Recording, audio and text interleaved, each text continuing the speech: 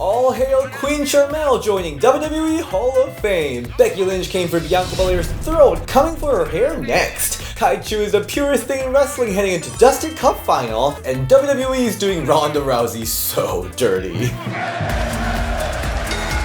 Welcome in, returning the bell. This is DS and this is Women's Wrestling Weekly. Let's go straight to Raw. We saw a singles match between Zelina Vega and Liv Morgan. Is it just me, or is there something super sexy about pairing of Liv and Rhea? Let's be honest, right? Yeah, it's super cute seeing Liv go hug Rhea every chance she gets. At one point I thought they were kissing, and before this match we see Zelina Vega warn Carmella that she needs to focus on defending their championship, not just a reality show on YouTube, or else. But yeah, I hate that they're teasing the breakup of the only one real tag team that we have in WWE. Are they gonna break up and WWE will be like, well, no more tag teams, so no more tag titles? In this match, Zelina dominated most of the match. At the end, Carmella interferes successfully to distract Liv Morgan, but then Rhea chases her off when Carmella runs all the way to Corey. Zelina is then distracted by this for no clear reason, which gives chance for Liv Morgan to hit an Oblivion for the win. Post-match, Zelina looks pissed at Carmella, but honestly, I really think this was all on you, Zelina. Right after this match, Seth Rollins came in and Carmella did this random scream that perfectly matched the song. I freaking loved it. Yeah, this match was what it was. I'll say good. Good? Not bad! We then see Doudrop versus Bianca Belair for like 10th time. Before the match, we see Bianca's backstage interview, and oh man, she's so good with promo. She said Becky might not be able to talk right now, but she should really wait till WrestleMania when she shuts her up for good. In this match, Doudrop is accompanied by Nikki ASH for, again, no clear reason. Nikki really just stood there outside looking pretty, and I wasn't mad about it. Like I said, this was their like 15th encounter, but what's great about Bianca and Doudrop is that they know how to change things up to make things really fresh and entertaining every time. And I sure was really entertained. And that KOD to Doudrop will never get old. After Bianca defeats Doudrop, Becky Lynch sneak attacks Bianca, pulls her out of the ring, and puts Bianca's head in between steel chair and shoves her into the ring post throat first. And she said, next week, the hair. So, is she trying to like chop her hair off or something? That's kind of juicy. Glad to see Becky didn't have to miss too many Raws before Mania due to injury, and I'm really excited to see what kind of shenanigans Becky would pull next week with the whole hair situation. I'm satisfied. The big announcement from Raw was Queen Sharmell being inducted to WWE Hall of Fame by her husband Booker T. I'm gonna be honest, Sharmell was not the name I expected to hear from WWE, let alone as a Hall of Fame inductee. She hasn't been in any of WWE Legend Nights or Royal Rumble, so this was really a surprise. That said, I'm already seeing the whole rerun of Tori Wilson and Bella Twins Hall of Fame announcements. Someone deserved to be in the Hall of Fame before her. She's there because of her husband. First of all, there's no order into who goes first in Hall of Fame. So I know we all hoped likes of Jazz, Victoria, Michelle McCool, Melina, Mickie James to be inducted to Hall of Fame, but let's not take that away from Sharmell's moment. Secondly, Sharmell had her wrestling career even before she was with Booker T and did that amazing Queen Sharmell character, so it's not all about the husband. I see Queen Sharmell's induction in the same vein as valet and manager, which is very much a lost art in wrestling lately,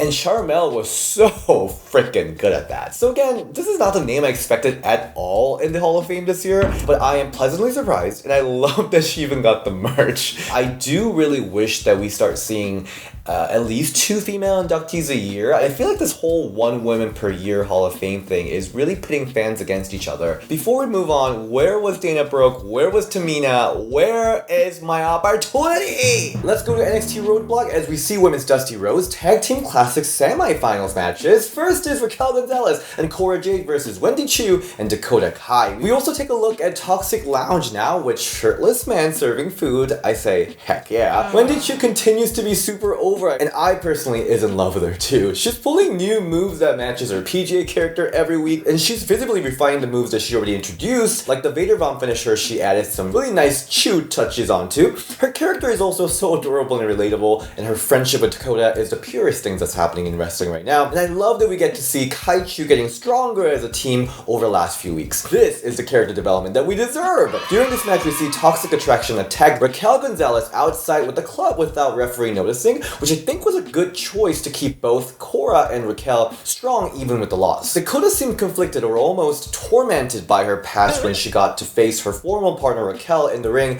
I love Dakota's acting here. She's really showing the ability to show depth in that crazy chick character that could easily be one-dimensional, and eventually she was able to get it together and deliver a huge kick to Raquel in the corner. Then finishing the match with Wendy's cute top rope Bader bomb followed by Kai's top rope double stomp for the pin at 14-minute match.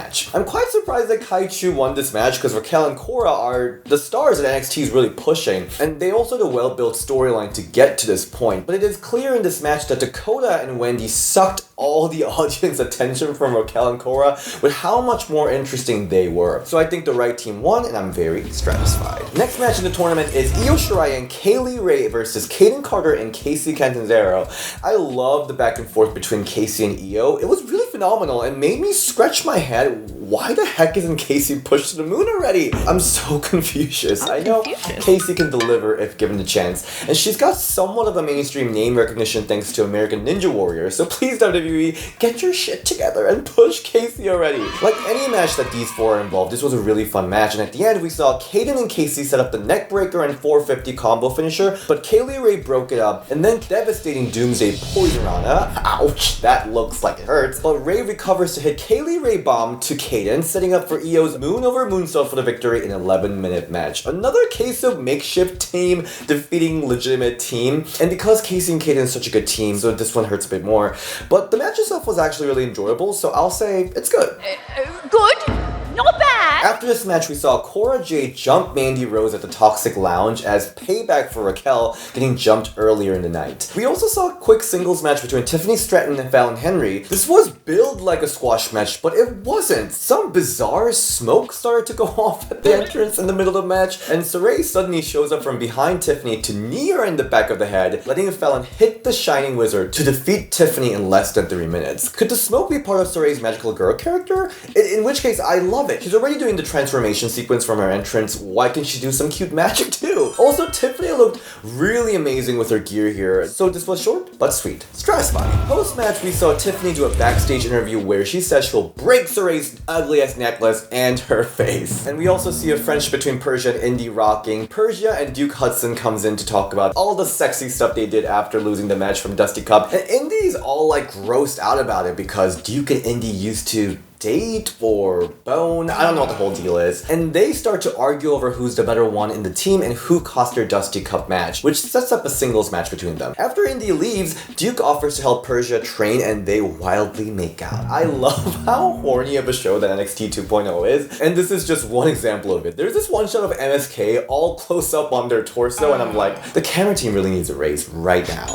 This storyline is a freaking mess, but you know I love some messy shit. But honestly, sucks to see a good tag team break. They look and felt like a team. And if you ask me, I'm all on Team Indy because Persia, you do not violate the bro code. And we also saw the highly anticipated Lashing Out with Lash Legend segment between the two internet darlings, Lash Legend and Nikita Lyon. They basically shade each other pretty hard until they argue. I came in prepared to fully love this segment, but surprisingly, didn't love it that much. Something about the pacing and delivery just seemed really scripted. Your mom is a groupie.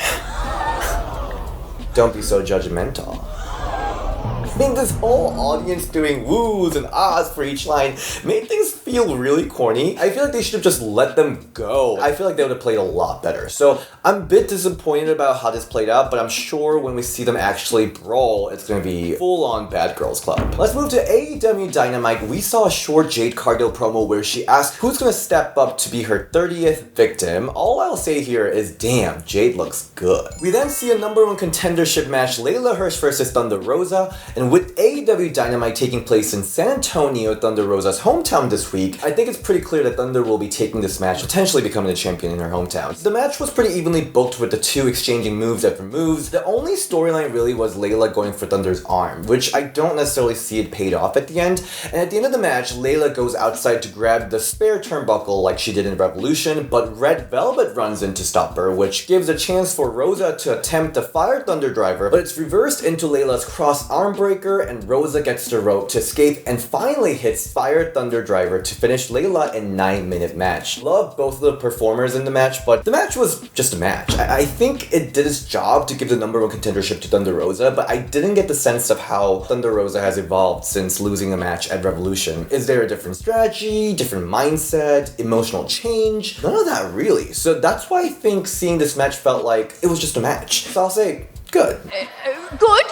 Not bad. What was hopeful though came after the match when it is announced that AEW Women's Championship match is going to be a steel cage match, so thank God Rebel and Jamie will be non-factor here. After the announcement, we cut to Britt Baker backstage saying that she's going to show why she was the real winner of the Lights Out match. It's kind of frustrating because they just introduced the element of steel cage match, which is an obvious disadvantage for Britt Baker as she's been winning most matches with the interference, but there really was no feedback from Britt Baker in this promo. We saw another women's action later in the show during the main event TNT Championship match between Sammy and Scorpio Sky. Ty Conti comes in here with Sammy. During this match, UFC fighter Paige Van Zandt, watching from the audience, attacks Ty Conti. She sends Ty into the stairs. After the match is over, she sends Ty into the ring, kicks the shit out of her face, and signs the contract to officially join AEW on Ty's ass. So, excited to see what Paige brings to AEW. Impact Wrestling time, we got 8 women tag team match, the winner team versus the loser team. Tag team champions The Influence and Knockouts champion Tasha Steelz and Savannah Evans versus Mickie James, Chelsea Green, and The Inspiration. And they did my pet peeves. Why is the loser team seem so fine after losing? This is the first time we're seeing them since losing their title, and especially The Inspiration was smiling and posing like nothing happened. That always frustrates me. But the losing team's gears are well coordinated and they looked really cute. The match was what it was, the post-pay-per-view match to boost the losers' morale a little bit, and we saw Mickie James pick up the win from Tasha Steelz with the huge Mickie DT. Nothing crazy happened to progress the storyline here, but I did like the detail of Chelsea trying to compete in the match with the broken wrist here at first, and Mickie stopping her and giving like, she must be kidding me right now face to Inspiration. I love how expressive Mickie's face is. I'm not wild on having Tasha eat the pin here on the first match as champion. I think Savannah could have easily done that. But again, this match served its purpose, so I'll say good. Good?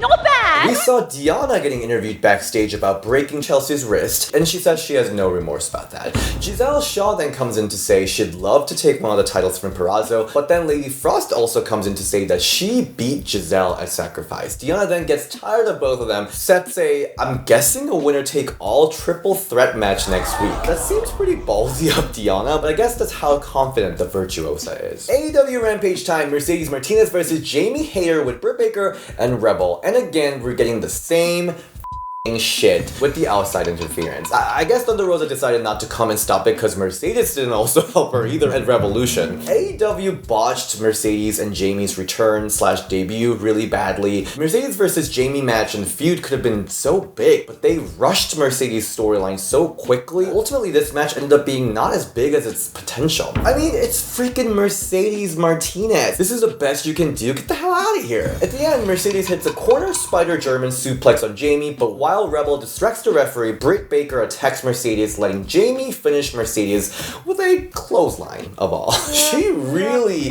needs to rethink the finisher. Only because I know how explosive this match could have been, this match gets, girl,